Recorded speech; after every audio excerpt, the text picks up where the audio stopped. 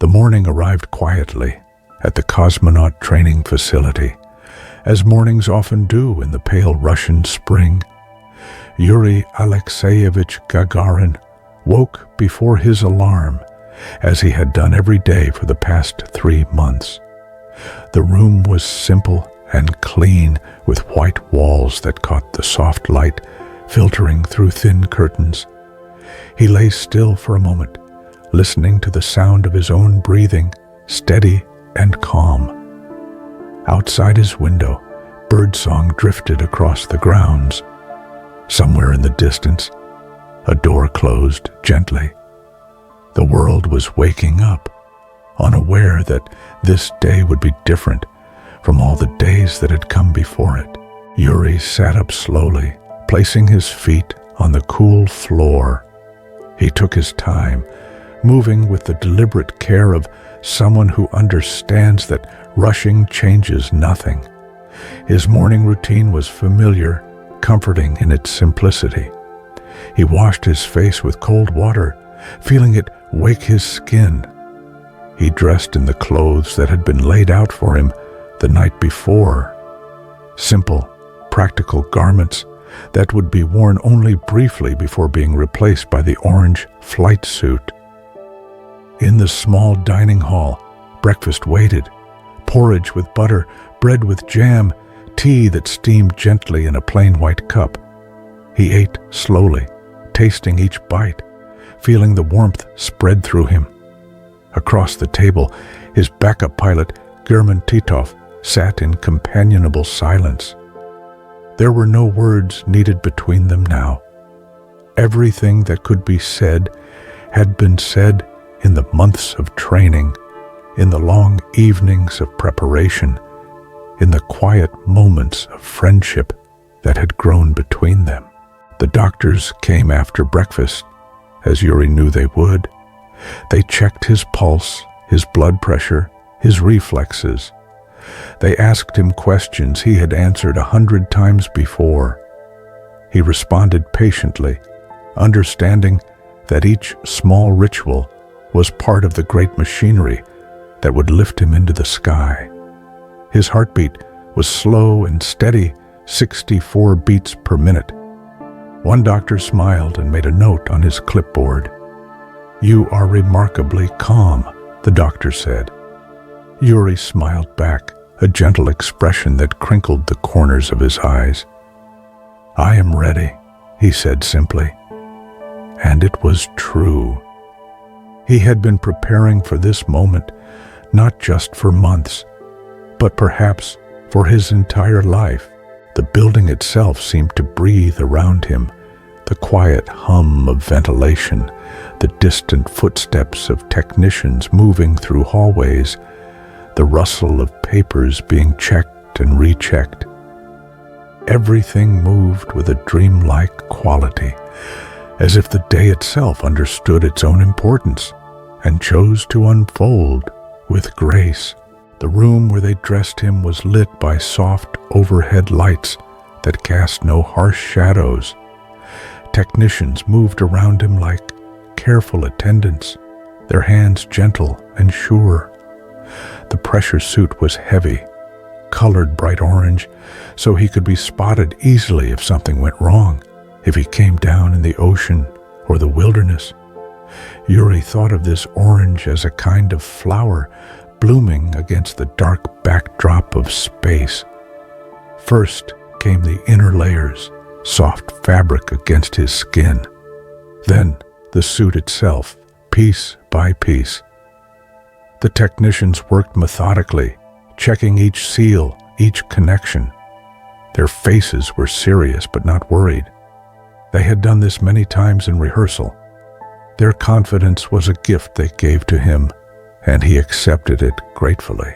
The helmet came last, clear and round, a bubble that would separate him from the world. Before they lowered it over his head, one of the technicians, an older man with gentle eyes, placed a hand on Yuri's shoulder. "Safe journey," he said quietly. Yuri nodded, feeling the weight of those simple words. With the helmet in place, Sounds became muffled, distant. His own breathing was louder now, a steady rhythm that would accompany him into the void. He could hear his heartbeat in his ears, that same calm pulse that had impressed the doctors.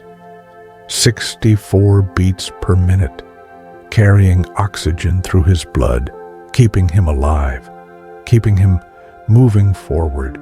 They walked through corridors painted institutional green, past windows that showed the brightening morning outside. Other cosmonauts, technicians, administrators, they lined the hallways, watching him pass. Some smiled, some saluted, some simply looked on with expressions of wonder and respect. Yuri moved among them like a dream figure, separate now, already beginning his journey even as his feet still touched the ground. The bus that would carry him to the launch pad waited outside, its engine running softly. Yuri climbed aboard, the suit making his movements slow and deliberate. Through the windows, he watched the familiar buildings of the training center slide past. He had walked these grounds countless times, but now they looked different, precious, like a memory even as he was still living it. The morning light had strengthened, painting everything in shades of gold and amber. Trees cast long shadows across the road. In a field beside the route, he saw wildflowers beginning to bloom, small splashes of color against the brown earth.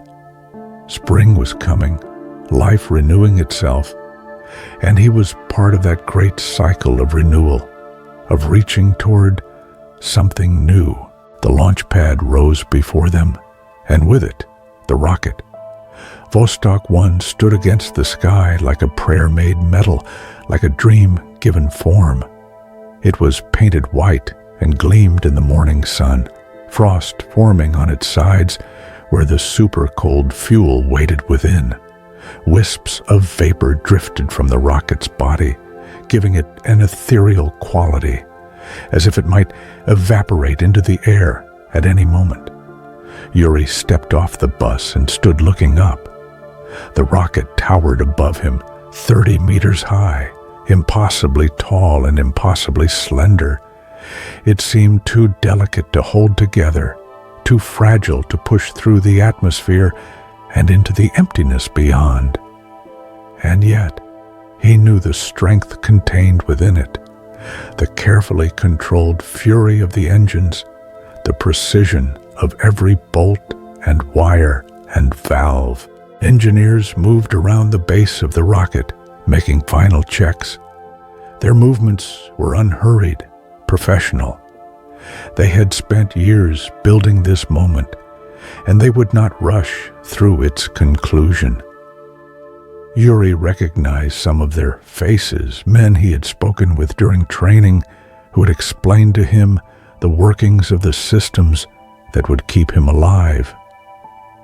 The elevator carried him up the side of the rocket, a slow ascent that gave him time to think, to breathe, to feel the wind against his suit. At this height, he could see far across the steppe, the flat land stretching to the horizon under the enormous sky. He thought of his family, his wife Valentina, his daughters Yelena and Galina. They were far away now, safe in their beds, or perhaps just waking, unaware that this morning their husband and father would leave the earth entirely. At the top of the rocket, the capsule waited. It was small, so small, a metal sphere barely large enough for him to fit inside.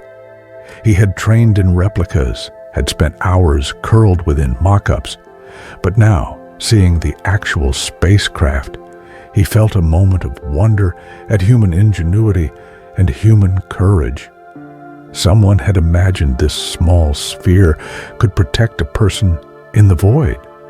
Someone had believed it was possible.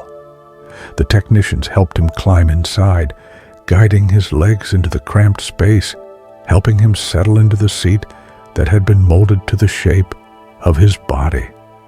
The instrument panel curved around him, switches and dials and lights, each one serving a purpose he had studied and memorized. But the capsule would fly itself. He was passenger more than pilot, carried by systems beyond his control. They secured the straps across his body, checking them twice, 3 times. His arms were positioned carefully so he could reach the controls if needed.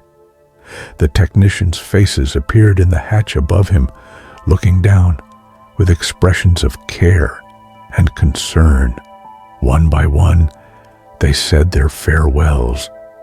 Then the hatch swung closed with a solid, final sound, and Yuri was alone. Inside the capsule, silence took on a new quality. It was not the absence of sound, but rather a presence of its own, pressing in around him. He could hear the hum of the radio, the gentle whoosh of air circulation, his own breathing amplified inside the helmet.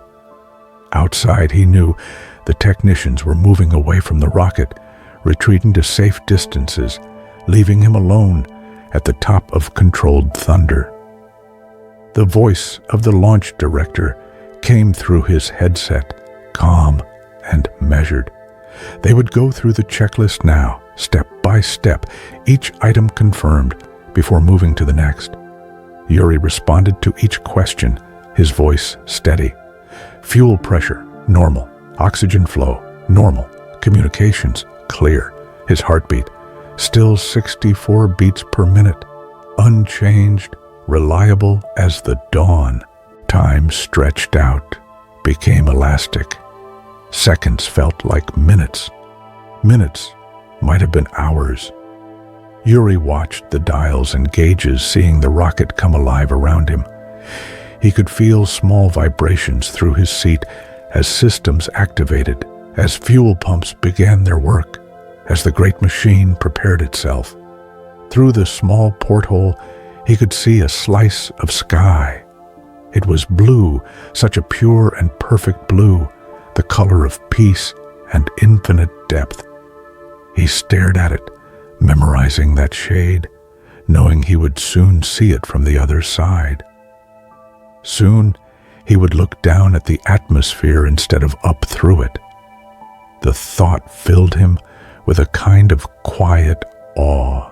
He thought of his childhood, of the small village where he had grown up. He remembered lying in fields under the night sky, watching stars wheel overhead, wondering what they were, feeling the mystery of them pull at something deep inside him. His father had been a carpenter, his mother a dairy worker.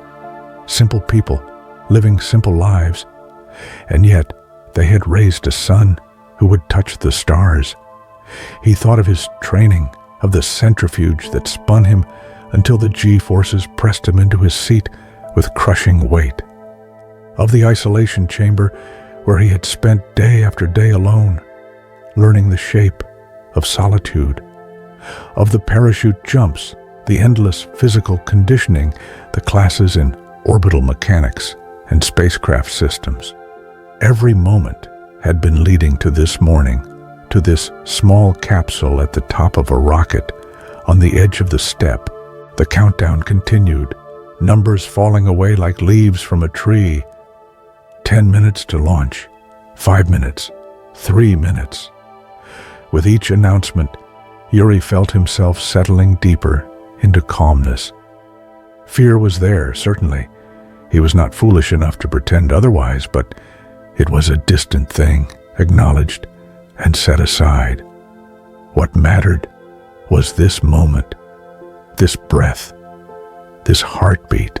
The final seconds ticked away. 10, 9, 8. Yuri closed his eyes briefly, then opened them again. He wanted to be fully present, to experience every instant of what was about to happen. 7, 6, 5. Somewhere far below, engineers pressed buttons, opened valves, began the sequence that could not be stopped. 4, 3, 2, 1. Ignition. The world became noise and motion. The rocket shook, a violent trembling that rattled through every bolt and rivet. Yuri felt it in his bones, in his teeth, in the center of his chest. It was terrifying and exhilarating, terrible and beautiful. The sound was beyond sound, a roar that seemed to come from the earth itself. "Poyakali," Yuri shouted, "let's go." And then he was rising. The rocket lifted slowly at first, fighting against its own massive weight, climbing on a pillar of fire and fury. Yuri watched the needles on his instruments swing across their dials. The G-forces built steadily, pressing him back into his seat. 1 G, 2 Gs, 3. His body grew heavy, his arms like lead, his chest compressed. Breathing took effort now, but he had trained for this, had learned to take short, quick breaths against the pressure. Through the porthole, he saw the gantry falling away, the launch pad shrinking below. The rocket was accelerating, pushing faster and faster through the thickening air. The vibration intensified, shaking him so hard, his vision blurred. He could see nothing clearly now except the instruments, could only trust that the rocket was flying true, that the engineers had built well. The radio crackled with updates from the ground, voices monitoring his status, tracking the rocket's trajectory. Yuri acknowledged each transmission, forcing words out through compressed lungs. "Feeling good," he said. "All systems normal." And it was true. Despite the violence of the ascent, despite the forces trying to crush him into his seat, he felt a strange exhilaration, a joy that seemed to exist independent of fear. 1 minute into the flight, 2 minutes. The first stage burned through its fuel, and then came separation, a sharp bang as explosive bolts fired as the spent boosters fell away. The rocket lurched, and for a heartbeat, everything was weightless, floating, before the second stage ignited and pressed him back again. The sky outside the porthole was changing, shifting from blue toward darkness. The atmosphere was thinning, falling away beneath him. He was climbing through layers of air that had existed since the earth was born, rising through the realm of birds and clouds and wind, leaving behind everything that had ever lived and breathed. 4 minutes into the flight, the vibration began to smooth out as the air thinned further. The rocket was flying more easily now, less resistance pushing back against it. The G-forces continued to build, 4 Gs, 5 Gs, but Yuri's breathing had found its rhythm. He focused on the instruments, on the radio traffic, on staying present and aware. And then, at 6 minutes and 2 seconds after launch, the engines cut off. Silence rushed in like a wave. After the roar and shaking of the ascent, the sudden absence of acceleration felt like falling. Yuri's stomach lurched as weightlessness took hold. Objects that had been pressed against surfaces began to float. A pencil drifted up from where it had been secured. His arms lifted slightly from the armrests, buoyant, as if underwater. For a moment, confusion and wonder mingled in his mind. His body had never experienced this sensation, had no reference for it. Every human instinct told him he was falling, tumbling toward earth, but the instruments showed otherwise. He was not falling, but flying, not dropping, but gliding through the void at impossible speed. "Weightlessness has begun," he reported to the ground, his voice carrying a note of amazement. "It feels unusual, but not unpleasant. Objects are floating in the cabin." He moved his hands experimentally, watching how the motion carried them forward, how they drifted in arcs rather than falling back down. It was dreamlike, this absence of up and down. His mind struggled briefly to orient itself, then slowly began to accept this new reality. This was neither falling nor flying, but something else entirely, a state of grace that defied simple description. Outside the porthole, the curvature of the earth revealed itself. Yuri pressed his face close to the glass, straining to see as much as possible. The horizon bent, a gentle arc that spoke of the planet's true shape. And beyond that curve, space stretched out, black and deep, and filled with stars that did not twinkle, but shone with steady, unwavering light. "I see Earth," he breathed into the radio. "It is beautiful." And it was beautiful in a way that made his chest tight, that brought unexpected tears to his eyes. The planet hung in darkness like a jewel, like something precious beyond measure. He could see clouds swirling in patterns, white against blue. He could see land masses, brown and green, though he could not yet identify which continents they were.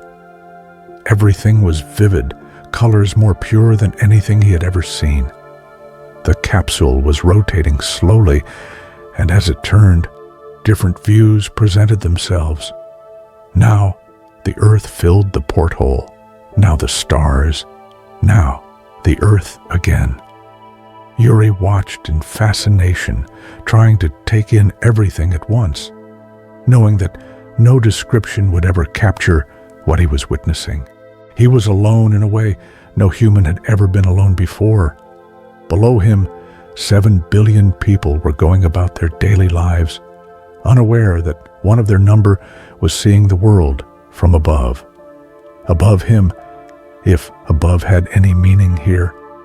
The universe stretched on forever, incomprehensible in its vastness.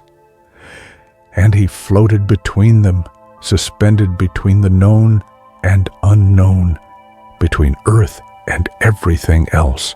The capsule completed its systems checks automatically, small thrusters firing to adjust its orientation. Yuri monitored the instruments, comparing their readings to what he had memorized during training. Everything was functioning as designed. The life support systems hummed quietly, providing oxygen, removing carbon dioxide, maintaining the temperature at a comfortable level. He was sealed inside a small bubble of Earth, carried through a realm where Earth could not exist. The radio brought voices from the ground, technicians and controllers tracking his progress, monitoring telemetry data that streamed down from the capsule. They sounded pleased, excited even, though they maintained professional composure. "All systems showing nominal," they told him. "You are in stable orbit, stable orbit." The words had a beautiful simplicity. He was circling the planet at approximately 8 kilometers per second, fast enough that the curve of the Earth fell away beneath him at the same rate he fell toward it. He was trapped between falling and flying, locked in an endless, graceful arc around the world. He began to recognize features passing beneath him, that pattern of clouds. It might be over the Mediterranean. That brown expanse could be desert, though which one he could not say. Rivers appeared as silver threads. Mountain ranges cast shadows that revealed their topography. Everything was so clear, so detailed, and yet so far away. The sun appeared at the edge of Earth, brilliant beyond description. Its light had traveled through vacuum to reach him, carrying no heat until it struck his capsule, then warming the metal skin. The sunrise was rapid, nothing like the slow dawns he had known on Earth. In orbit, day and night cycled every 90 minutes. He would see 16 sunrises before his flight ended, 16 sunsets, a lifetime of dawns compressed into a single day. As the sun rose, the earth lit up beneath him. The day side of the planet was radiant, glowing with reflected light. Oceans became brilliant blue mirrors. Clouds turned golden at their edges. It was as if the world itself was rejoicing, celebrating its own existence in the light of the sun. Yuri found himself smiling, a broad grin that felt almost foolish in its intensity. But he could not help it. The joy bubbling up inside him demanded expression. He was flying through space, orbiting the earth, seeing things no human eyes had ever seen. The impossibility of it, the sheer audacious impossibility, made him want to laugh out loud. "Feeling excellent," he reported. "The view is indescribable. Everything is proceeding normally." He thought of Valentina, of how he would describe this to her when he returned. If he returned, a small voice whispered, but he pushed the thought away. No room for doubt now. He would return. He would tell her about the curve of Earth, about the stars that didn't twinkle, about the silence and the beauty and the strange peace of floating between worlds. The capsule's rotation brought him over the night side of Earth, and the view transformed again. Below, darkness spread across the planet, but it was not empty. Cities glowed like clusters of stars, their lights marking human presence. He could trace the outlines of coastlines by the concentration of lights, could see the threads of highways connecting urban centers. But beyond the lights, true darkness reigned. Oceans appeared as vast expanses of nothing, swallowing light, reflecting nothing back. It was humbling to see how small humanity's mark was, how much of Earth remained wild and untouched. The lights were impressive, certainly, but they were islands in an ocean of darkness. Above him, the stars were overwhelming in their numbers.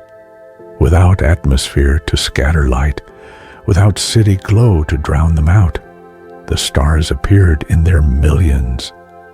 The Milky Way stretched across his view like a river of light, so dense with stars that individual points blurred together. He could see nebulae, faint smudges of light that were stellar nurseries, places where new stars were being born. Yuri had always loved the night sky, but this was beyond anything he had imagined. This was the universe revealing itself, showing the truth behind the veil that atmosphere drew across the heavens. He was seeing what the universe actually looked like, not filtered through air and water vapor and human pollution. He tried to identify constellations, but they were lost in the profusion of stars. Too many stars, too much light, too much universe. It was disorienting and wonderful. He could have stared at it forever, trying to comprehend the distances involved, the time scales, the sheer immensity of creation. The radio brought him back to his immediate situation. Ground control was updating him on his trajectory, confirming that the capsule was maintaining its proper orbit. In 40 minutes, the retro rockets would fire, beginning his descent back to Earth. The flight was more than half over already. Time was passing differently up here, speeding up, despite the calm he felt. Part of him wanted to stay, to keep orbiting, to spend days or weeks just looking at the Earth and stars. But he knew the capsule had limits. Life support would last only so long. Fuel for the thrusters was finite, and beyond practical concerns, he had a mission to complete.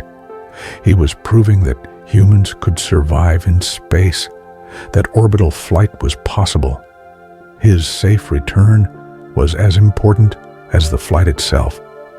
The sun began to rise again, the second sunrise of his flight. This time he watched carefully, studying how the light changed, how the atmosphere scattered the sun's rays into a thin glowing band around Earth's limb. The atmosphere looked impossibly thin from up here, a delicate shell protecting everything alive. It seemed fragile, precious, something to be treasured and protected. The retro-rocket firing sequence began automatically. Yuri felt the capsule shudder as the system activated, positioning the spacecraft for the critical burn that would slow it down, allow gravity to pull it back toward Earth. This was the moment of greatest danger. If the rockets failed, he would remain in orbit until his life support ran out. If they fired incorrectly, he might re-enter at the wrong angle, might burn up in the atmosphere, or skip off into space. But the engineers had planned for every contingency, had tested and retested every system. Yuri trusted their work, trusted the numbers and calculations that determined when and how the rockets would fire. His heartbeat remained steady, that reliable 64 beats per minute that had impressed the doctors so many hours ago. Retro-rocket firing in 30 seconds, ground control informed him. Yuri acknowledged, his hands resting on the manual controls just in case. He would not need them. The automated systems were more reliable than any human pilot could be, but it comforted him to know they were there, that he could take action if necessary. 20 seconds, 15, 10. The retro-rockets ignited with a solid kick that pushed him against the straps. The spacecraft's nose pitched down, orienting for re-entry. Yuri felt weight return, gentle at first, as the rocket slowed the capsule's orbital velocity. The burn lasted precisely 40 seconds, exactly as planned, then cut off. For a moment, nothing seemed to change. The capsule continued to float, and Yuri wondered if the burn had been successful. But then, gradually, he felt the first whisper of atmosphere. A slight drag, barely perceptible, but growing. The capsule was sinking into the upper reaches of air, beginning its long fall back to Earth. The separation sequence activated next. The service module, which had housed the retro-rockets, was supposed to detach cleanly from the re-entry capsule. Explosive bolts fired, and Yuri waited for the thump that would signal separation. It didn't come. Instead, the capsule began to tumble, spinning wildly. The service module had not separated completely. Something had gone wrong. Yuri felt his stomach lurch as the spacecraft rolled and pitched, the porthole showing Earth and sky and stars in rapid succession. The G-forces began to build as he sank deeper into the atmosphere, and the tumbling made them unpredictable, pressing him one direction, then another. This was what fear felt like. Not the abstract worry before launch, but immediate, visceral fear. The capsule was out of control. If it entered the atmosphere at the wrong angle, the heat shield would fail. He would burn up, become a meteor, a brief streak of light observed by early morning workers on the ground below. The heat began to build. Through the porthole, Yuri could see a glow starting to form around the capsule. The friction of air molecules slamming into the heat shield at thousands of kilometers per hour, their kinetic energy converting to heat. The glow brightened from red to orange to white, and the capsule's interior temperature began to rise. The tumbling continued, growing worse as the atmosphere thickened. Yuri was pressed first one way, then another, the G-forces building toward levels that made breathing difficult. His vision began to tunnel, darkness creeping in at the edges. He fought to stay conscious, knowing that awareness might make the difference between life and death. The radio was dead now, cut off by the ionized plasma that surrounded the capsule. He was truly alone, beyond the reach of help or comfort. Ground control could only wait and hope, tracking the capsule on radar, praying that it would survive. The heat intensified. The metal around him creaked and groaned under the thermal stress. Yuri could see parts of the heat shield beginning to glow through the porthole, material ablating away in a controlled burn that was the only thing standing between him and incineration. The capsule was designed for this, built to survive this hell, but the tumbling was putting stresses on it that the engineers had not anticipated. And then, with a sudden jolt, the service module tore away. The forces of re-entry had finally broken whatever connection had held it attached. Freed from the mass pulling at it, the capsule stabilized. The heat shield was now oriented properly, facing into the airflow, and the tumbling stopped. Yuri gasped in relief, dragging air into his lungs. The G-forces were still building, 5 Gs now, 6, 7, but they were steady, predictable. This he had trained for. This he could endure. He focused on breathing, on staying conscious, on trusting the capsule to do its job. The heat continued to build.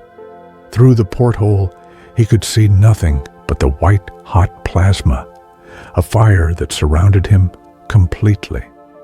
He was inside a meteor, riding it down through the atmosphere, protected by a few centimeters of ablative material that slowly burned away.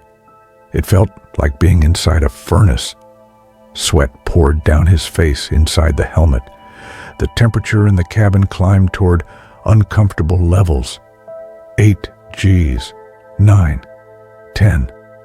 The pressure was enormous, trying to flatten him into his seat, to squeeze the air from his lungs. Yuri's face felt distorted, pulled by forces that wanted to tear him apart. His vision had narrowed to a tunnel, showing only the instruments directly in front of him. He could feel his heart laboring, working harder to pump blood against the acceleration. And then, gradually, the G-forces began to ease. The worst was over. The capsule had survived the peak heating, had endured the maximum deceleration. They were through the worst of it. The glow outside the porthole faded from white to orange to red, and then suddenly it was gone, replaced by blue sky. The main parachute deployed with a solid crack that jerked the capsule hard. Yuri felt the deceleration, felt himself pressed against the straps as the parachute opened and caught air. The capsule, which had been falling at hundreds of kilometers per hour, suddenly slowed to a gentle descent. The violent portion of the journey was over. Now came the quiet floating down through morning air. The radio crackled back to life. "Capsule, this is ground control. We have you on radar. Confirm status." "Ground control, this is Capsule," Yuri responded, his voice hoarse but steady. "Main parachute deployed. All systems stable. I am well." Relief flooded through the radio connection, audible in the voices of the controllers. They had lived through their own hell, watching the telemetry, seeing the tumbling, knowing something had gone wrong and being powerless to help.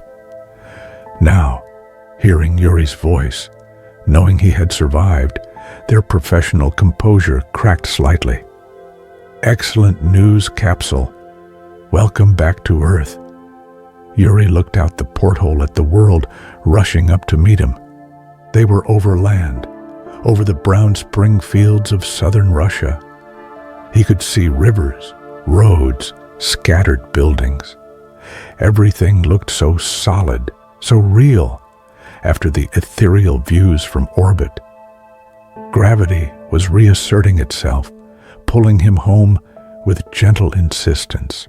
At 7,000 meters, the seat ejected automatically, throwing Yuri clear of the capsule.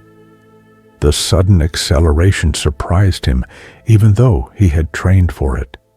Then he was falling free through the air, the capsule tumbling away beneath him, and for a moment he felt the old fear return. But his own parachute deployed immediately, and the fall became a gentle drift. Hanging in his parachute harness, floating down through the morning air, Yuri had time to think. He had left Earth 90 minutes ago. He had orbited the planet once. He had seen things no human had ever seen, had experienced weightlessness, had survived the fiery return through the atmosphere. He had done what everyone said was impossible. And now he was coming home. The ground rose up to meet him. He could see details now, individual trees, a dirt road, a field that had been recently plowed. Somewhere nearby, recovery helicopters were racing toward his projected landing zone, but they would not arrive for several minutes. He would land alone, in the same fields where farmers were just beginning their day's work. His feet touched earth. He rolled, absorbing the impact, and then lay still for a moment, feeling the solid ground beneath him, smelling the rich scent of spring soil. Above him, his parachute settled slowly, collapsing, its work done. He was down. He was safe. He was home. Yuri stood slowly, his legs shaky after the long period of weightlessness, followed by the intense G-forces of re-entry. He unbuckled his harness and stepped away from the parachute. The morning was beautiful, crisp and clear, with birds singing in nearby trees. The world felt incredibly vivid, colors brighter than he remembered, sounds sharper, the air sweeter in his lungs. In the distance, he heard voices. Looking across the field, he saw figures approaching, a woman and a girl, perhaps a farmer's wife and daughter, drawn by the spectacle of the parachute landing. They walked toward him carefully, uncertain what to make of this strange, orange-suited figure who had fallen from the sky. "Don't be alarmed," Yuri called to them, raising his hands in greeting. "I am a Soviet citizen like you. I have come from space." The woman stopped, eyes wide. "From space?" she repeated, as if testing the words to see if they could possibly be true. "Yes, from space," Yuri confirmed, smiling. "I have just returned from orbiting the Earth." More people were arriving now, farmers from nearby fields, drawn by curiosity. They gathered around him, staring at his orange suit, at the parachute spread across the field, trying to comprehend what had happened. And Yuri explained patiently that he was a cosmonaut, that he had flown in a spacecraft, that the capsule had landed somewhere nearby. The people listened with wonder and growing excitement. One man offered Yuri bread and water, simple hospitality extended to a traveler. Yuri accepted gratefully, the bread tasting better than anything he could remember eating. It was earth bread, made from earth grain, solid and real in a way that the space food in the capsule could never be. The helicopters arrived, their rotors beating the air, creating small whirlwinds in the field.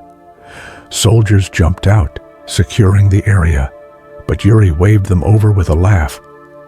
There was nothing to secure. He was surrounded by his countrymen, by ordinary people who had welcomed him home. The recovery team helped him out of his pressure suit, gave him regular clothes to wear, offered him tea from a thermos. Everyone was talking at once, asking questions, congratulating him, trying to understand what had happened. Yuri answered as best he could, though he knew that no words would truly convey what he had experienced. They found the capsule a short distance away, buried partially in the soft earth. It was scorched black from re-entry, the heat shield cracked and spent. But it had done its job. The small sphere had protected him through vacuum and fire and brought him safely home. Yuri placed his hand on the capsule's side in a gesture of thanks. The days that followed blurred together in a whirlwind of debriefings and medical examinations, interviews and celebrations. Everyone wanted to know what it had been like, how it had felt, what he had seen.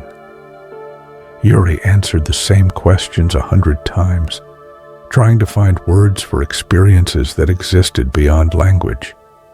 The doctors examined him carefully, checking for any effects from the weightlessness, the G-forces, the stress of the flight. They found him remarkably healthy, his body having adapted and recovered quickly. The only lasting effect was in his memory. The images burned into his mind. The curve of Earth against darkness, the stars in their millions, the fragile blue shell of atmosphere. News of his flight spread around the world. Newspapers printed his photograph, showing his wide smile, his bright eyes. Radio broadcasts described the orbital flight, explained the technical achievements. For a brief moment, humanity paused to marvel at what had been accomplished. Yuri was suddenly famous in a way he had never imagined.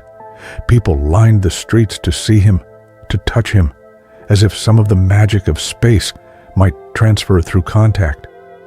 Children wanted his autograph. Adults wanted to shake his hand. He accepted it all with grace and humility, understanding that he represented something larger than himself. But at night, alone in his room, Yuri would lie in bed and remember.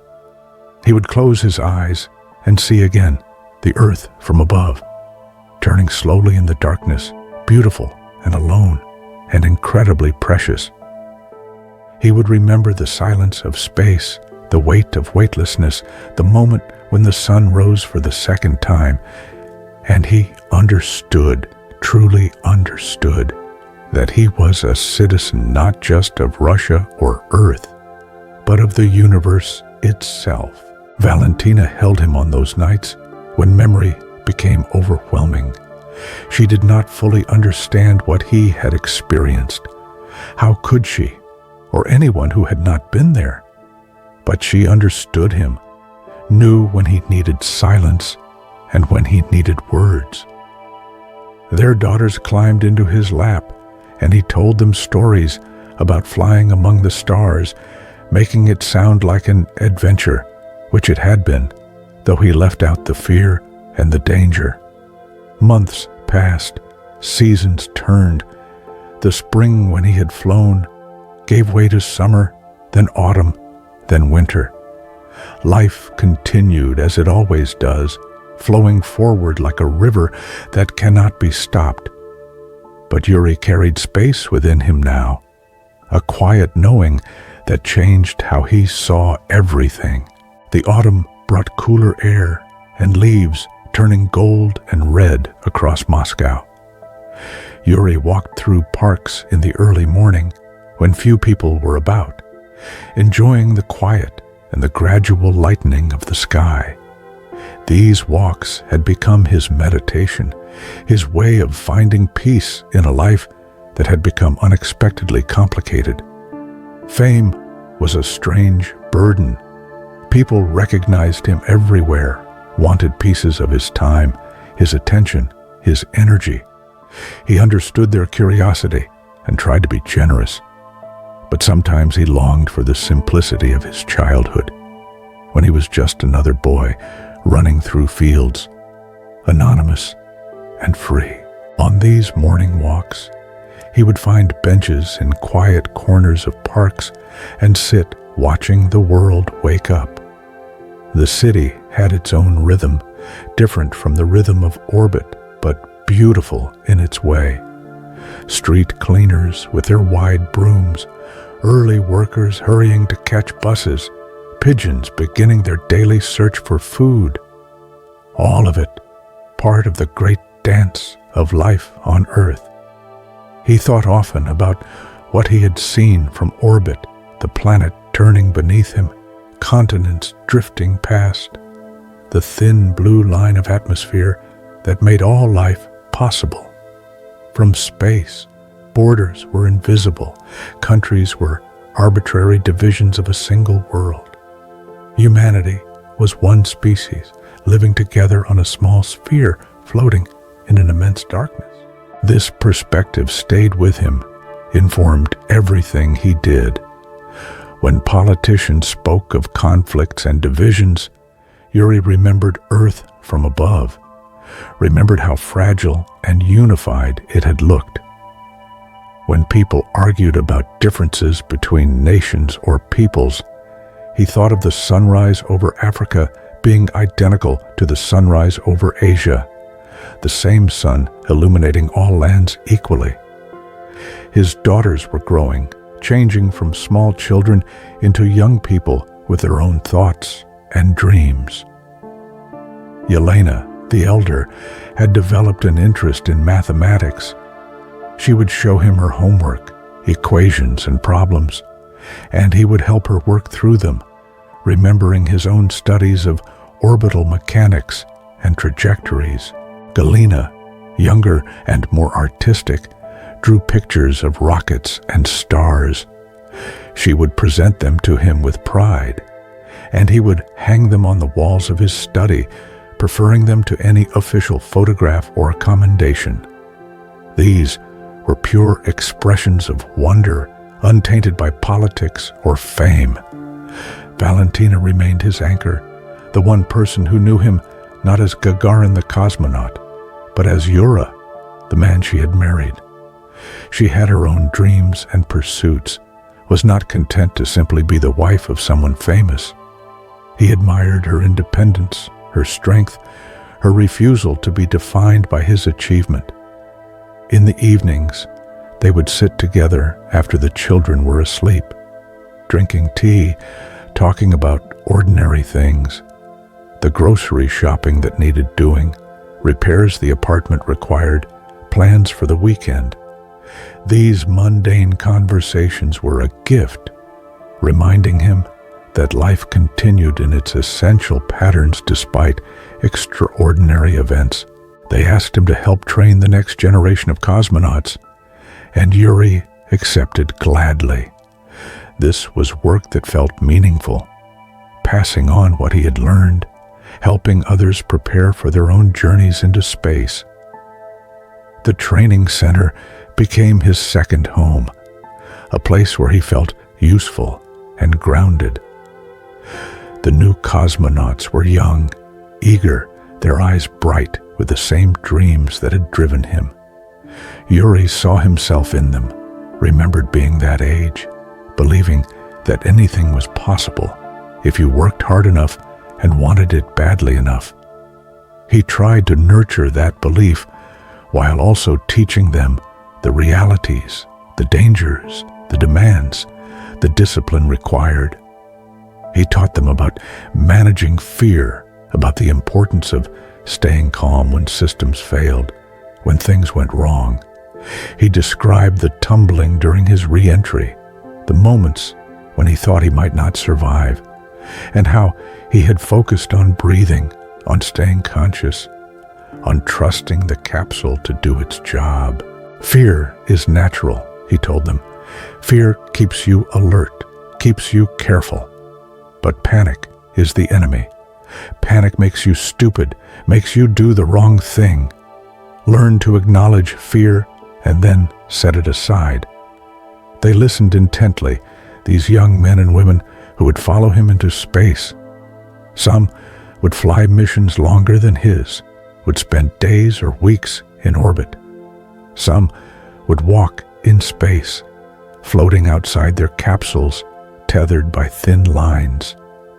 The future stretched out before them, full of possibilities that had not existed before April 12th, 1961.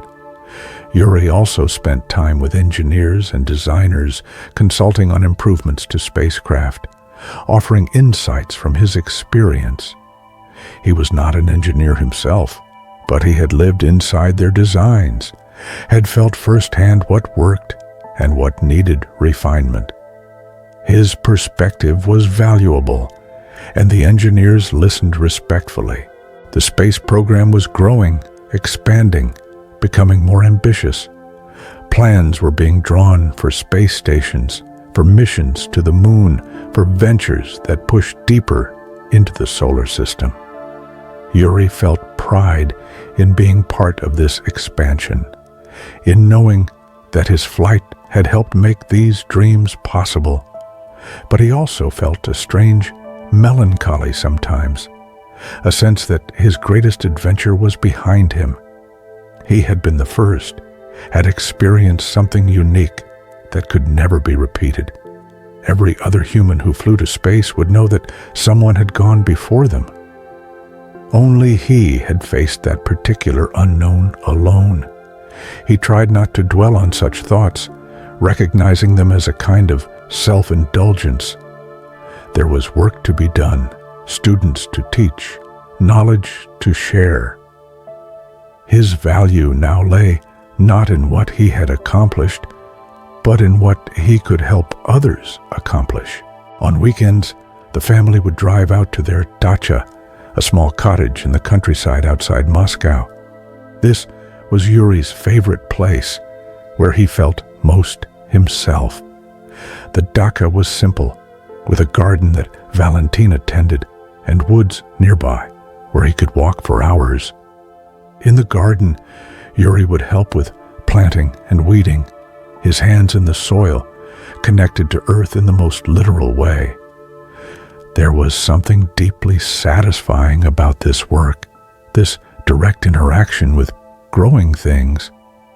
He would dig holes for seedlings, water vegetables, pull weeds from around tomato plants. The rhythms of gardening were ancient, unchanged for thousands of years. Plant in spring, tend through summer, harvest in autumn.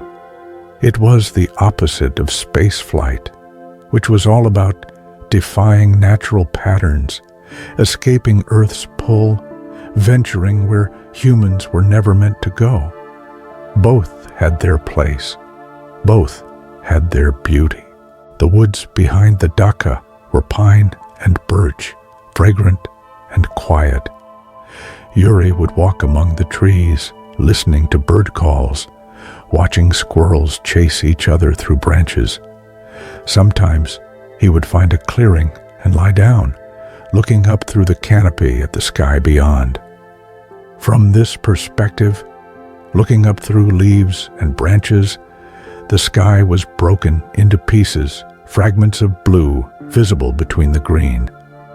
It reminded him of looking through the porthole of the capsule, seeing the Earth in small sections, trying to build a complete picture from partial views.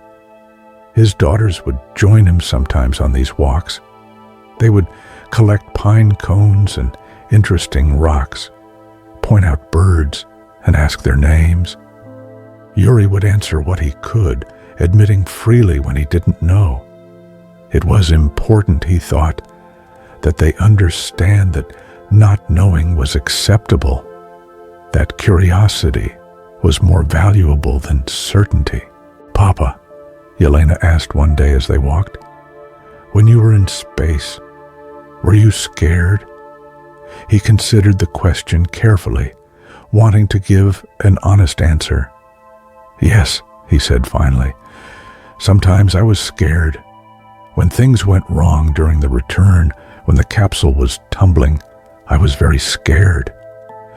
"But you did it anyway," Galina said. "I did it anyway," Yuri confirmed. "Sometimes the thing you're afraid of is still the right thing to do. Fear tells you to be careful, but it shouldn't stop you from doing what's important." The girls thought about this as they walked. Yuri hoped he was teaching them well. giving them tools they would need for their own lives. The world was changing rapidly, new possibilities opening up. His daughters would live in a future he could barely imagine. All he could do was give them love and wisdom and confidence.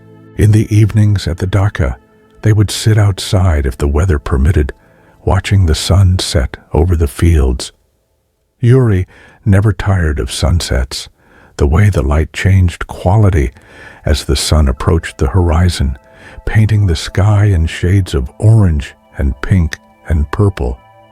Each sunset was unique, never exactly repeated. A small, daily miracle. Winter came early that year, snow falling in thick flakes that transformed Moscow into something from a fairy tale. The city grew quiet under its white blanket, sounds muffled, movements slowed. Yuri found beauty in winter's austerity, in the way it simplified everything to essentials. He continued his morning walks, now through streets that crunched under his boots, his breath visible in the cold air.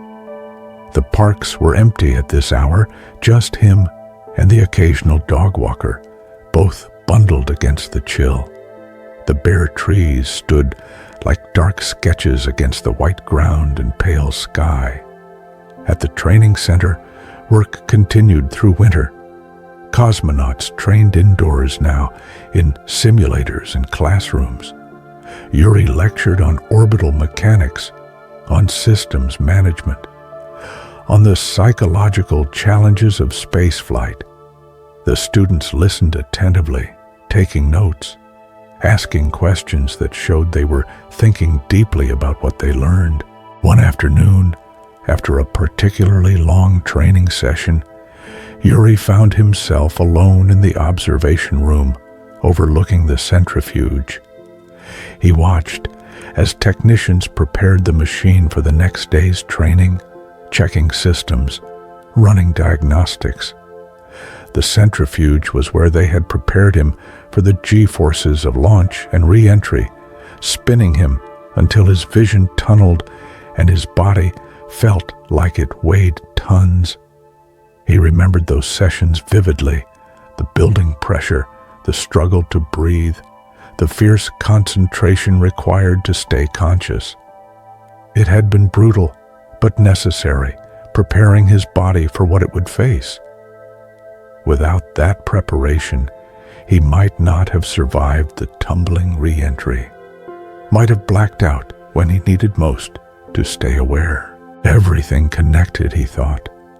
Every piece of training, every hour of preparation, every system and procedure, all of it had come together on that April morning to make the impossible possible.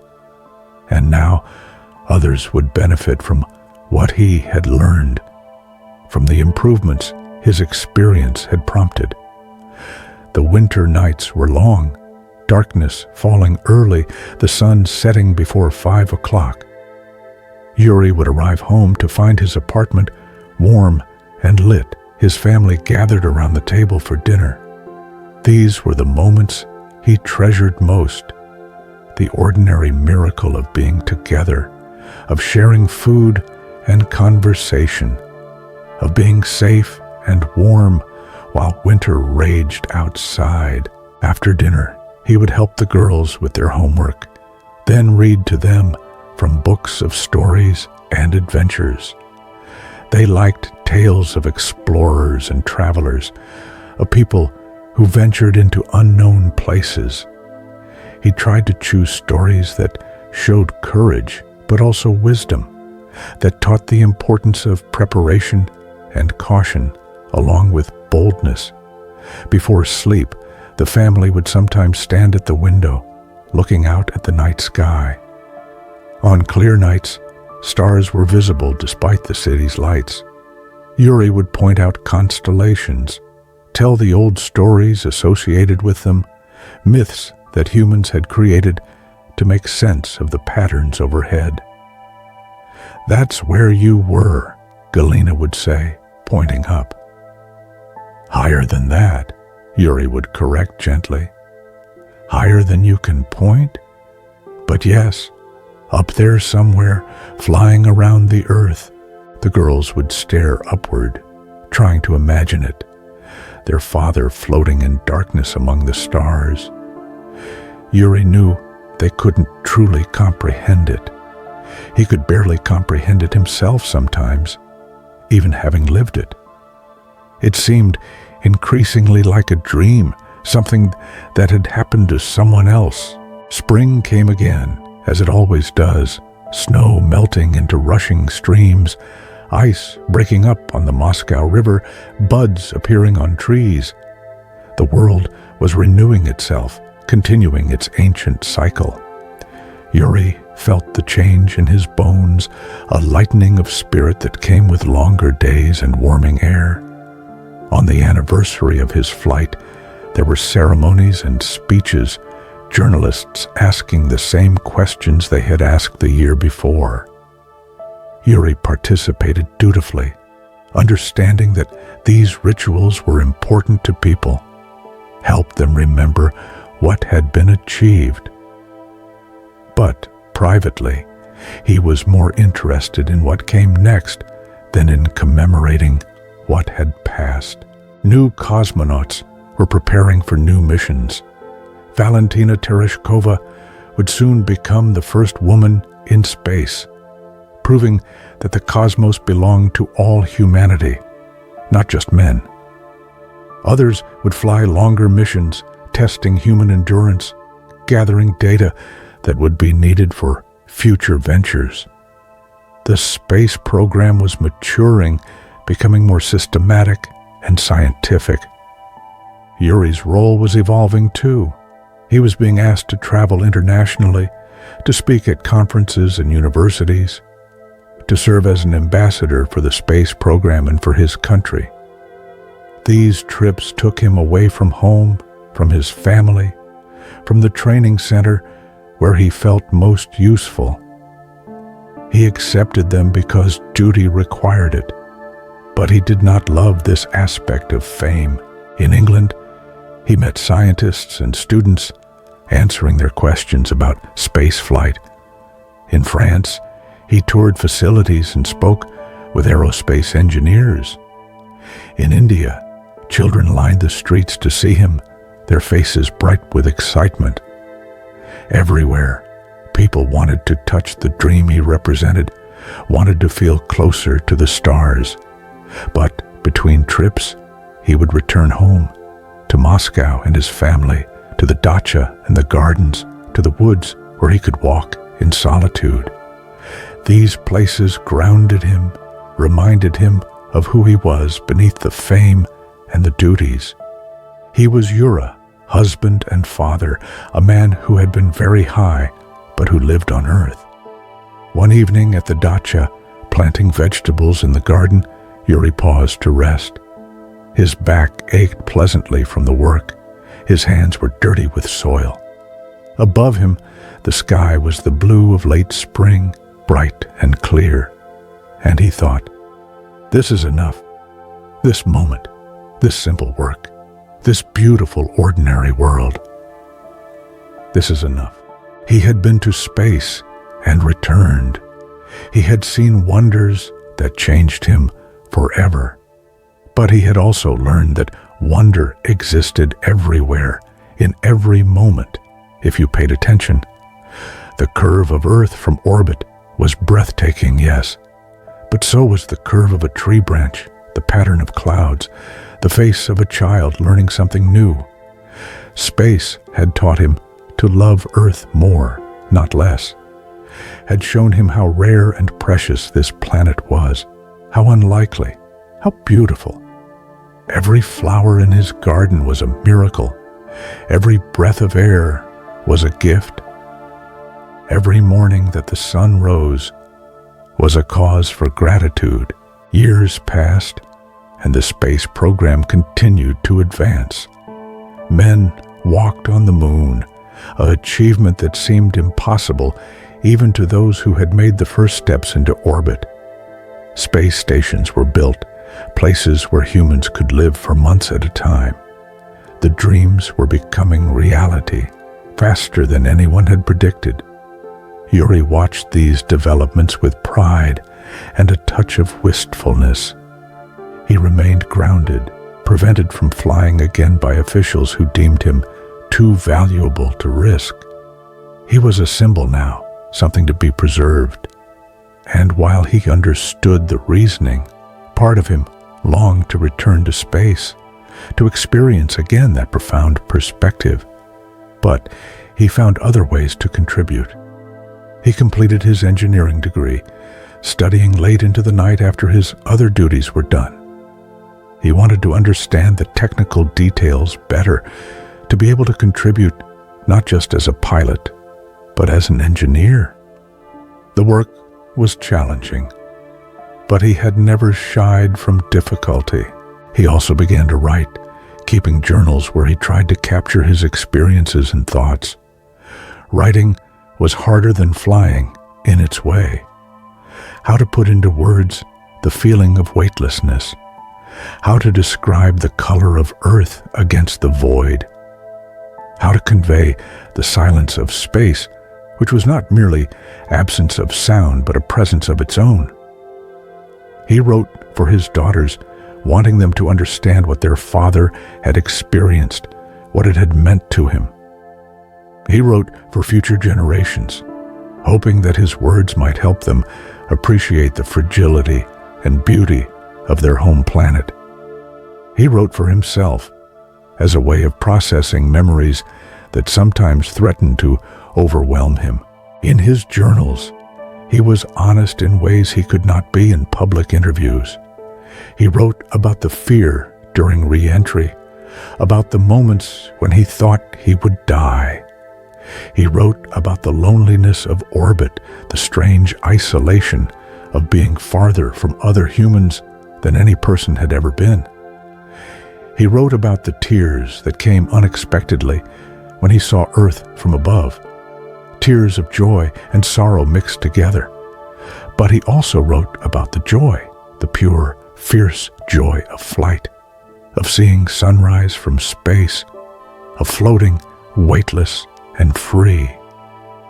He wrote about the privilege of being chosen, of being the one who got to take that first step into the cosmos. He wrote about gratitude, which filled him more and more as years passed. His daughters were teenagers now, preparing for university, thinking about their own futures. Yelena wanted to study mathematics, perhaps become an engineer like her father. Galina was considering art school, her talent for drawing having developed into real skill. Yuri supported both paths equally, wanting them to follow their own stars. "What do you think I should do?" Yelena asked him one evening, showing him brochures from different universities. "I think you should do what calls to you," Yuri answered. "What makes you curious? What problems do you want to solve? Follow that, and the rest will work itself out." "But what if I make the wrong choice?" Yuri smiled. "Then you'll learn from it and make a different choice. Life is not a single trajectory, predetermined and unchangeable. It's more like orbit. You can adjust your path as you go, make corrections, change direction if needed." This was one of the gifts space had given him, understanding that journeys could be adjusted, that mistakes were not final, that there was always the possibility of course correction. In orbit, tiny thruster burns could change your path significantly over time. In life, small choices, consistently made, could lead you somewhere completely unexpected. Yuri continued his work at the training center, teaching and preparing others for their own journeys. Each new class of cosmonauts brought fresh energy and questions, keeping him engaged and thinking. He learned as much from teaching as the students learned from him, discovering new ways to explain old concepts, seeing familiar material from different angles. One of his students asked a question that stopped him. "When you were in space, looking down at Earth, what did you think about?" Yuri paused, considering.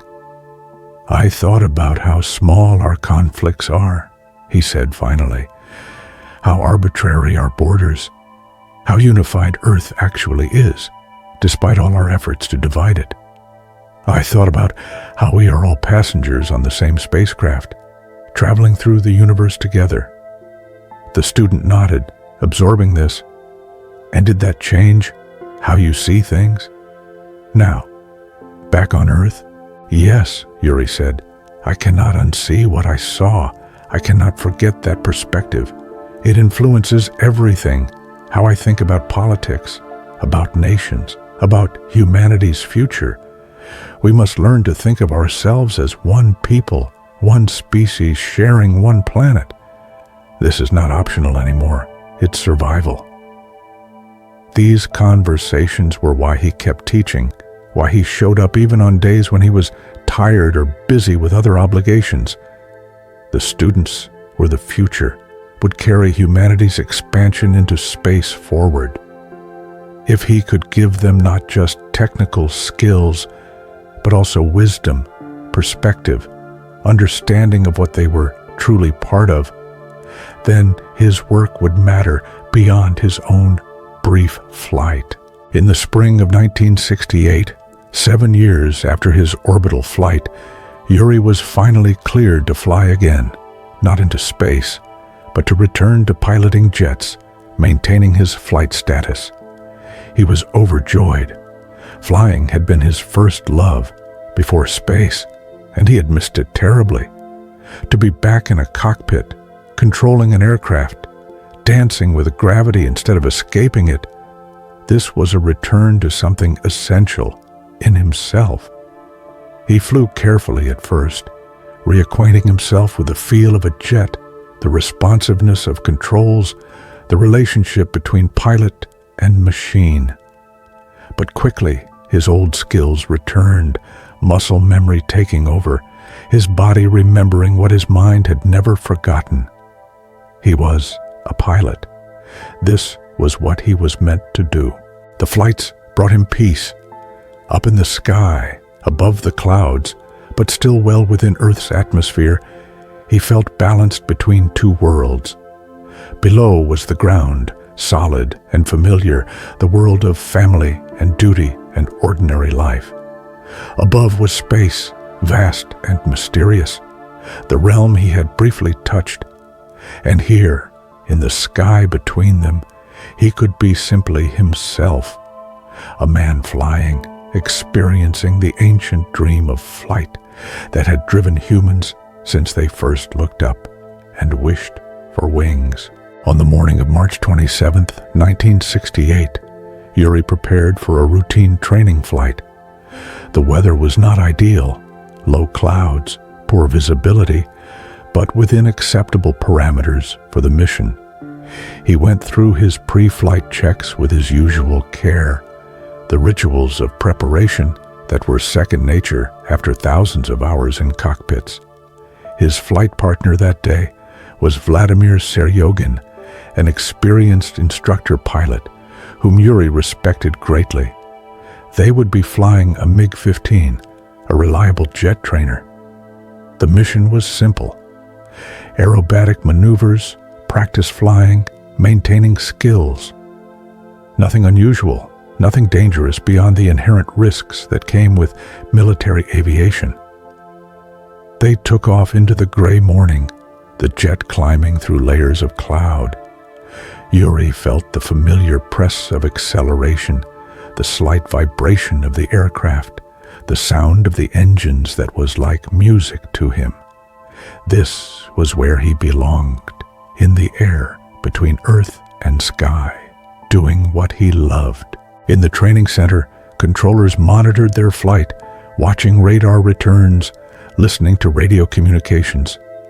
Everything was routine, normal, unremarkable. Just another training flight on a cloudy March day. And then, silence. The radar return vanished. Radio contact ceased. One moment, the aircraft was there, flying, 2 men alive inside it.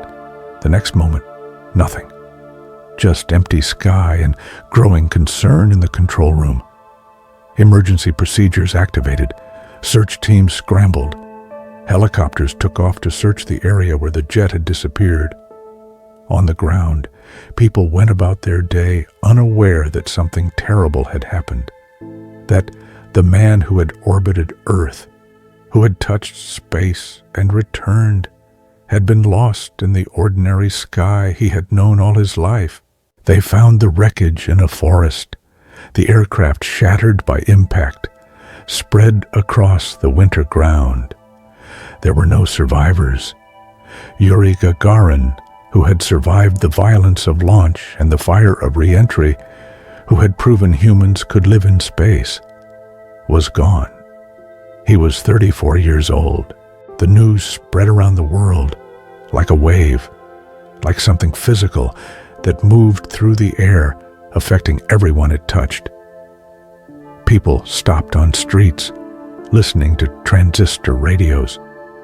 Newspapers printed special editions. Television broadcasts were interrupted with bulletins. The man who had been first to orbit Earth, who had shown humanity its future, was dead. In Moscow, crowds gathered spontaneously, drawn together by shared grief. They stood in parks and squares, not speaking, just being together in the presence of loss. Strangers comforted strangers. Old people wept openly. Children asked their parents what had happened, why the smiling man from the photographs was gone. At the training center, cosmonauts gathered in silence. These were men and women who understood risk, who accepted that spaceflight and flying were dangerous professions. But understanding did not make the loss easier. Yuri had been their teacher, their friend, their inspiration. The center felt emptier without him, diminished. Valentina received official visitors, men in uniforms who spoke formal words of condolence. But what did formality matter now? Her husband was gone. Her daughter's father was gone.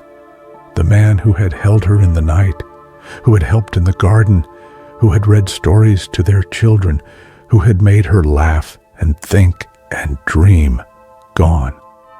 The funeral was enormous, a state affair attended by thousands. Yuri's ashes were interred in the Kremlin wall among other Soviet heroes. Speeches were made about his courage, his achievement, his place in history. All true, all sincere, and none of it bringing him back. But in a quieter ceremony, attended only by family and close friends, Valentina and her daughters planted a tree at the dacha, a birch tree, strong and graceful, native to the land Yuri had loved. They planted it in the garden where he had worked, where his hands had touched soil, where he had been most himself. He belonged to the sky, Valentina said softly, but he loved the earth. The tree would grow, would reach upward while putting down roots, would survive winters and flourish in springs to come. It would be there when his daughters brought their own children to the dacha, would provide shade and beauty for generations. It was a small thing, planting a tree, but it felt right. It felt like honoring not just Gagarin the cosmonaut, but Yura, the man. The years passed, as years do, each one carrying humanity further into the future that Yuri had glimpsed. More people flew to space, so many that it became almost routine. Men walked on the moon and returned. Space stations grew larger and more permanent. Humanity's reach extended deeper into the solar system. Every cosmonaut and astronaut who flew knew Yuri's name, knew his story. His flight was the foundation upon which everything else was built. He had proved it was possible, had shown that humans could survive in space, could return safely to Earth. Without that proof, everything that followed would have been impossible. His daughters grew up, went to university, built their own lives. Yelena became an engineer, working on spacecraft systems, carrying forward her father's love of understanding how things work. Galina became an artist, creating paintings that tried to capture the perspective her father had described. Earth from above, beautiful and unified and fragile. Valentina lived to see the Soviet Union dissolve, to see new countries emerge and old borders redrawn. She saw the space program continue despite political changes, saw cooperation between nations that had once been rivals. Yuri would have liked that, she thought. He had always believed that space belonged to all humanity, not just to one nation or ideology. The training center was eventually renamed in his honor. New cosmonauts walked halls where his photographs hung, trained in facilities he had helped design, learned from procedures he had influenced. He was present there, not as a ghost, but as a foundation, something solid upon which everything else was built. At the Dhaka, the birch tree grew tall and strong. Its roots went deep into the earth, its branches reached high toward the sky. Birds nested in it. Children played in its shade. It was a living thing, growing and changing, unlike the monuments and statues that also bore Yuri's name and image. On April 12th, each year, people would gather to remember the flight, to commemorate the moment when humanity first left Earth. The day became a holiday, a celebration not just of one man, but of human capability, of our species' drive to explore and understand and reach beyond what we know. But the best memorials were not the statues or holidays or renamed streets. The best memorial was the continued expansion into space, the ongoing exploration that Yuri's flight had begun. Every mission, every discovery, every new milestone, these were his true legacy. Decades later, astronauts on the International Space Station would look down at Earth and see what Yuri had seen: the curve of the horizon, the thinness of the atmosphere, the beauty of the planet against darkness. And they would understand, in a way that people on the ground could not fully grasp, what he had tried to describe. They would take photographs and videos, would share images with millions of people on Earth, trying to give others that perspective. And slowly, gradually, humanity began to see itself differently, not as separate nations competing, but as one species sharing one world. The perspective from space was becoming part of human consciousness. The challenges facing humanity, climate change, resource depletion, conflict, and division were enormous, but space offered both hope and practical solutions. Satellites monitored Earth's systems, providing data that helped understand changes. International cooperation in space showed what was possible when nations worked together. The perspective from orbit reminded people what was truly important. On Mars, rovers explored ancient riverbeds, searching for signs that life had once existed there. Plans were being made for human missions, for settlements on the Moon and Mars, for an expansion of human civilization beyond Earth. These dreams had seemed impossible once, but Yuri had proved that the impossible could become real. His flight had lasted only 108 minutes, less than 2 hours, one orbit around Earth. But those minutes had changed everything, had shown that space was not unreachable, that humans could venture beyond their home planet and return. Everything that followed, moon landings, space stations, interplanetary probes, dreams of Mars colonies, all of it traced back to that April morning in 1961.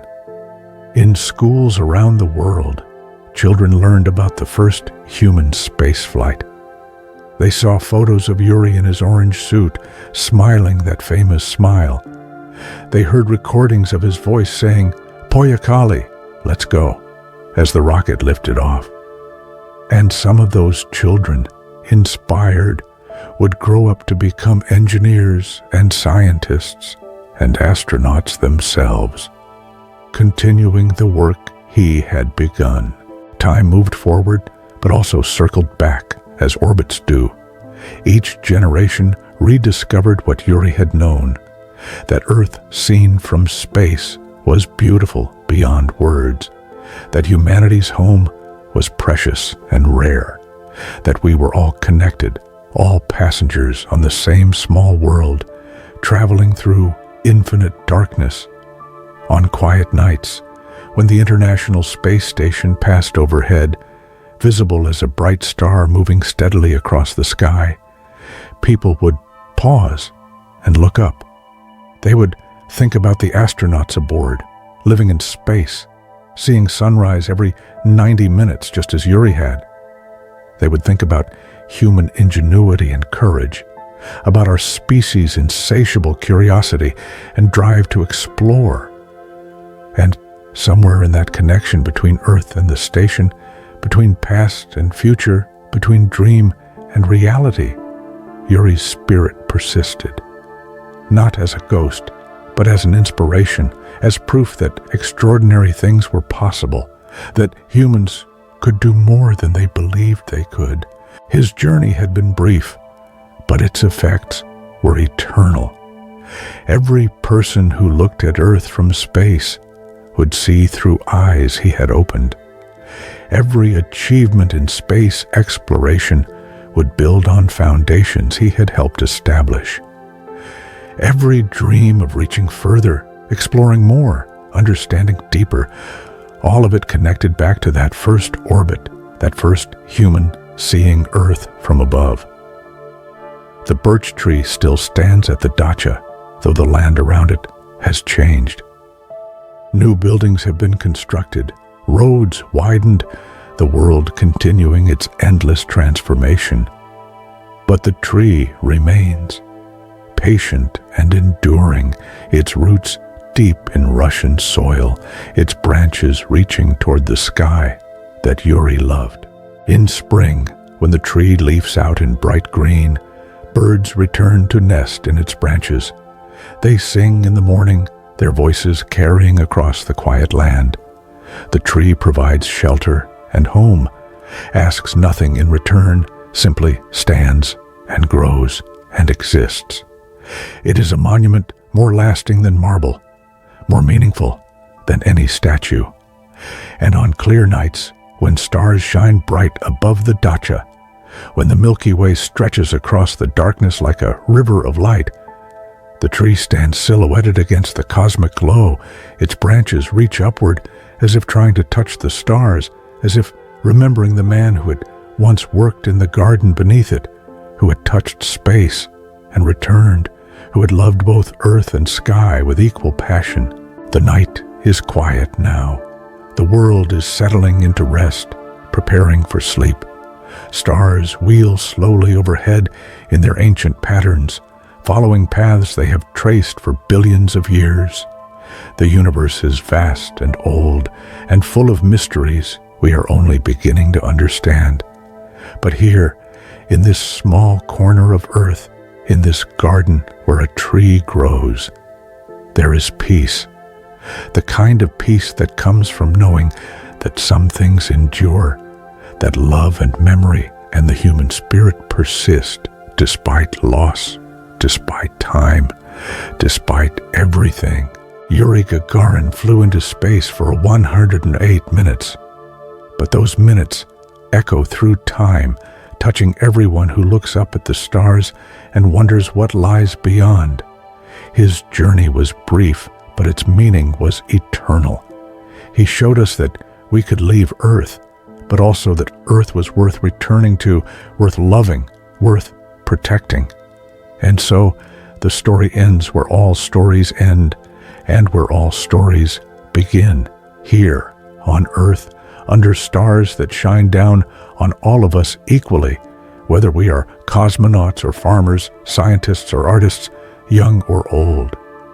We are all passengers on this small blue world, traveling together through the infinite darkness, carrying within us the light of consciousness, the gift of awareness, the blessing of being alive.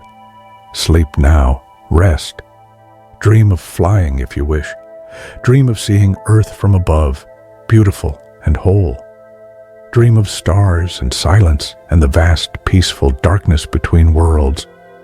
Dream of courage and wonder and the endless human reaching toward the unknown. And when you wake, remember, you are part of something larger than yourself, part of the great story of humanity, exploring and learning and growing. Every small act of courage echoes across time. Every moment of wonder connects you to everyone who has ever looked up at the sky and felt the pull of mystery. The night is deep and quiet. The stars shine on.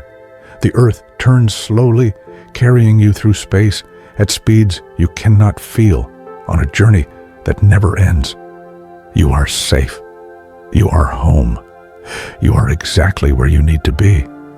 Rest now. Let sleep come gently, like a tide rising, carrying you into dreams.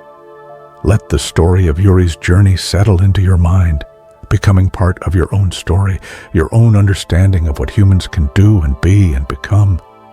The universe is patient. The stars will still be there tomorrow. The questions will wait. The mysteries will endure. For now, there is only this moment, this breath, this gentle drift into sleep. All is well. All is peaceful. All is exactly as it should be. Rest now and dream of stars. The end at the Dacha grew old, as trees do. Its trunk thickened, its branches spread wide. In winter, it stood bare against the snow, stark and beautiful. In spring, leaves appeared fresh and green, covering it with life. In summer, it provided shade. In autumn, its leaves turned gold before falling. The tree was patient, as trees are. It marked time in seasons and decades, not hours and minutes. It grew slowly and steadily, reaching upward while going deeper. It was there, solid and alive, a living memorial more enduring than bronze or stone. Children who climbed in its branches did not know whose tree it was, what it commemorated.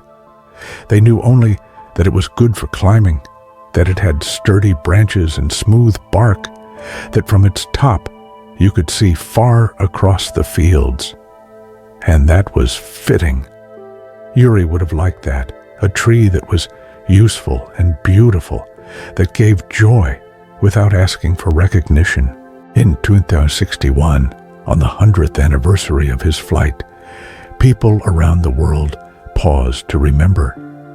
A century had passed since that April morning. Everyone who had known Yuri personally was gone now.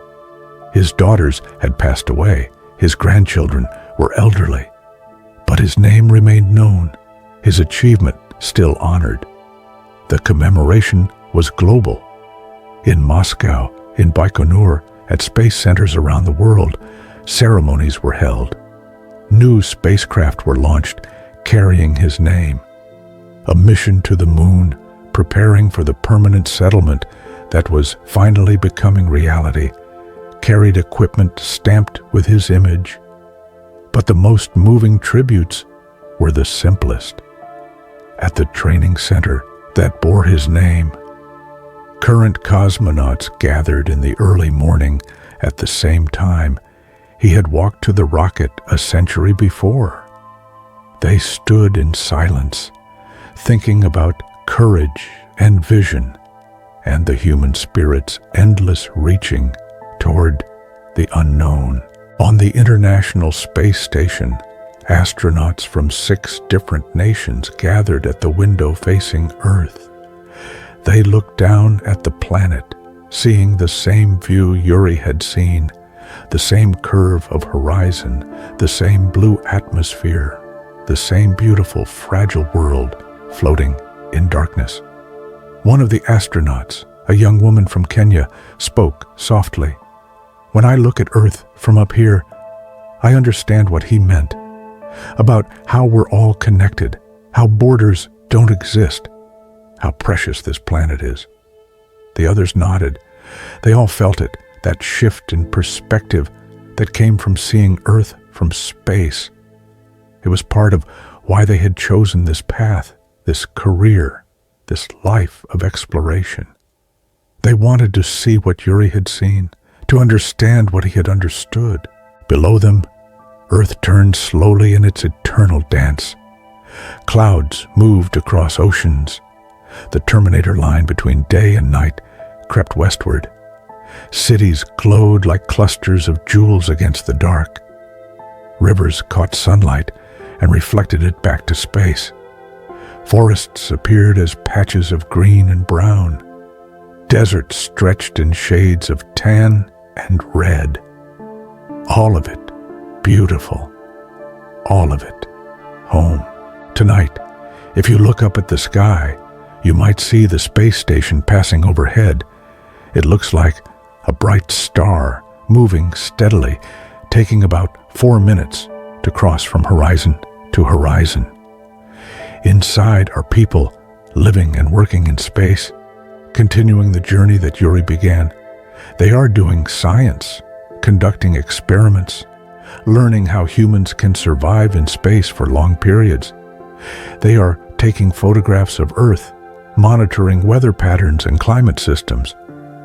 They are talking to students via radio, inspiring the next generation. They are simply living, proving that space is not just a place to visit briefly, but somewhere humans can be. And sometimes, in the quiet moments between tasks, they look out the window at Earth below. They see what Yuri saw, a beautiful planet, blue and white and brown and green, turning slowly in the darkness. They understand what he tried to explain, that Earth seen from space is different, that the perspective changes something fundamental in how you think about humanity and home and life itself. The journey continues. Humans will go to Mars. We will establish settlements on the moon. We will send probes deeper into the solar system and eventually beyond. We will keep reaching, keep exploring, keep pushing into the unknown. It is part of what makes us human, this restless curiosity, this drive to see what lies beyond the next horizon. But even as we reach outward, we must remember what Yuri knew, that Earth is precious, that our home world is rare and beautiful and worth protecting. Space exploration is not about escaping Earth, but about understanding it better, about gaining the perspective needed to see clearly what we have and what we risk losing